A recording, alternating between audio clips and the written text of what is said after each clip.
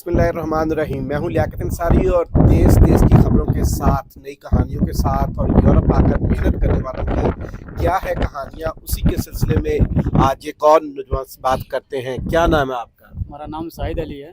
शाहिद अली है। जी जी। कहाँ से हैं? मैं यूपी से, उत्तर प्रदेश से। उत्तर प्रदेश से। तो कैसे ख्याल आया यूरोप आने का? मैं चला चलो, मैं कहा चलो चलते हैं रसिया, वहीं पे कमाएंगे, फिर वहाँ से मैं रिटर्न वापस चले जाएंगे। अच्छा, पहले रशिया जाने का ख्याल आया। जी जी।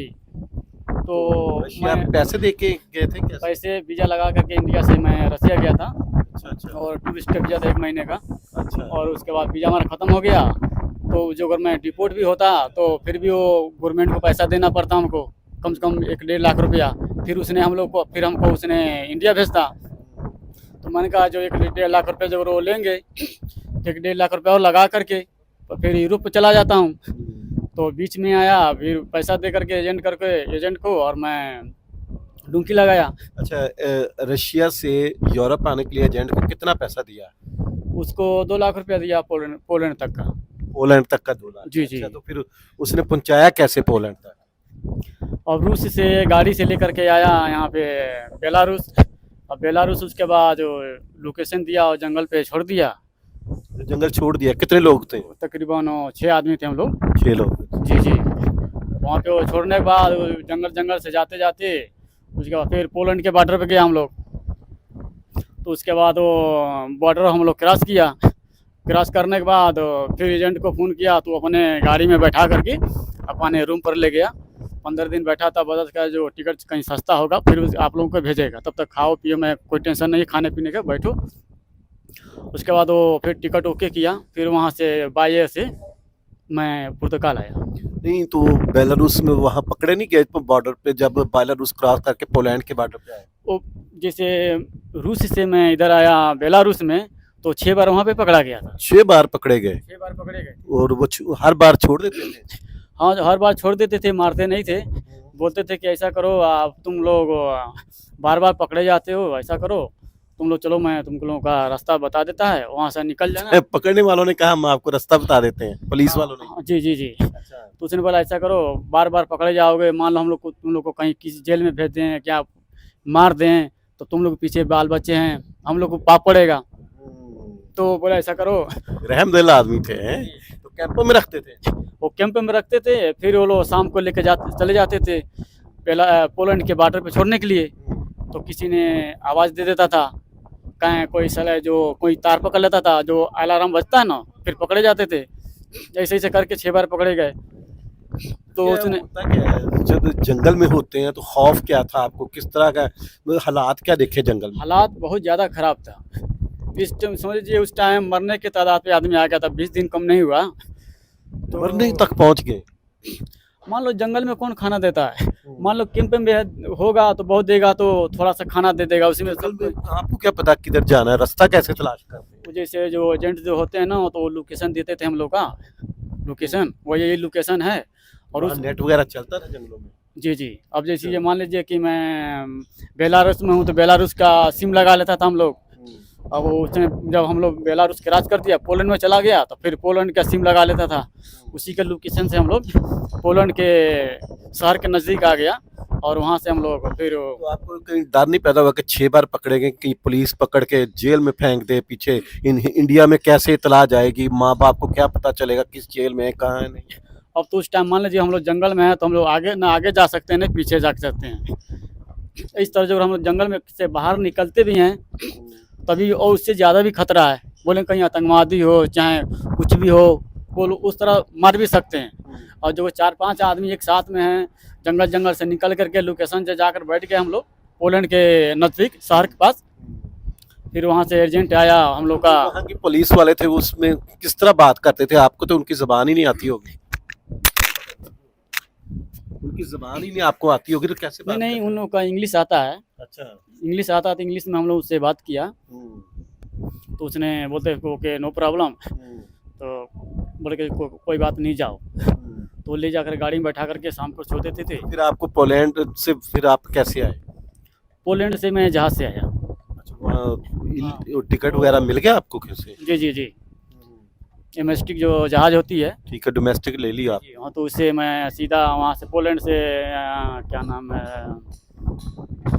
ये शहर कौन पड़ता है इधर, अच्छा, पुर्तगाल के किसी शहर में आए आप।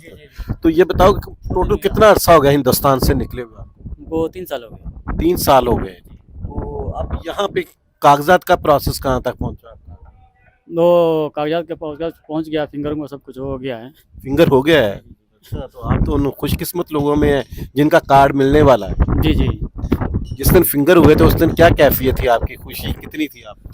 जैसे हमेशा घर पर हर परिवार में आदमी रहता है खुशी, वैसे इधर भी खुशी था, चलो भाई कार्ड मिल जाएगा, अपने परिवार में जाएंगे, हंसी खुशी से। फिंगर होने की खुशी में कुछ जश्न मनाया था इधर? हाँ मनाए थे, सबको मिठाई खिलाया था मैं इधर। अच्छा, यूरोप में कहते हैं कागज मिलने की खुशी ऐसे ही है जैसे अपने वतन में पता नहीं कोई खजाना मिल गया है। जी जी, जैसे खजाना मिल गया, बहुत खुशी होती है जी। तो अब आपने क्या आगे का क्या प्लान किया?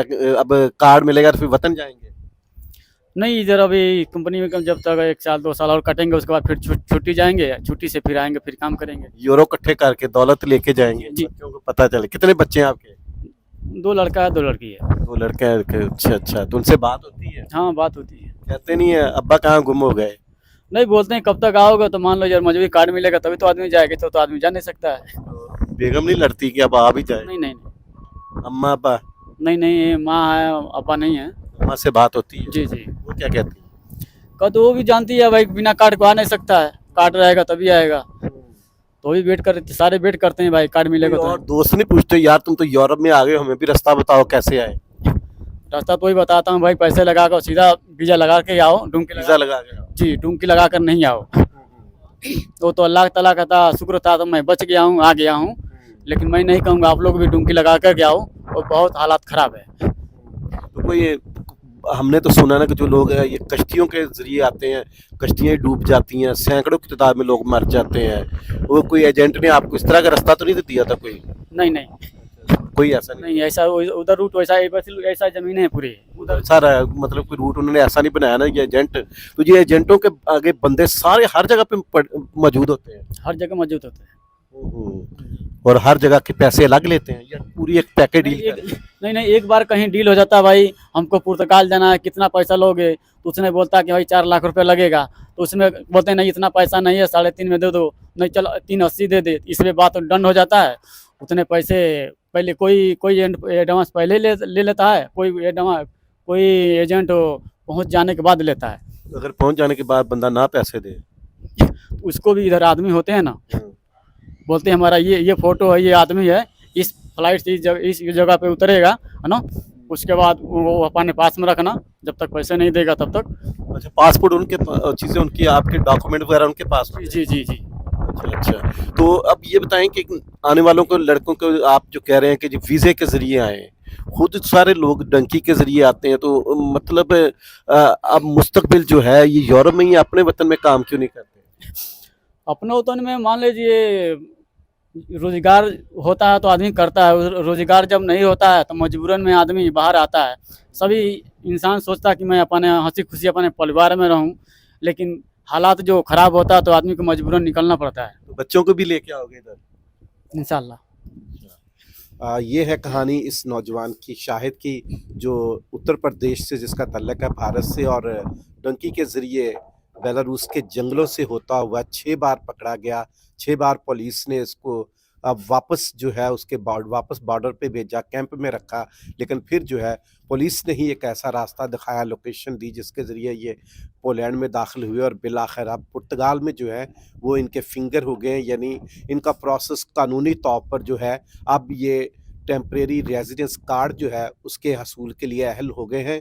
1 या 2 माह में 3 मैक्सिमम इनको जो है इनका कार्ड मिलेगा और उसके बाद ये वतन वापस जाएंगे। मुझे दीजिए इसके साथ इजाज़त। अल्लाह हाफिज़।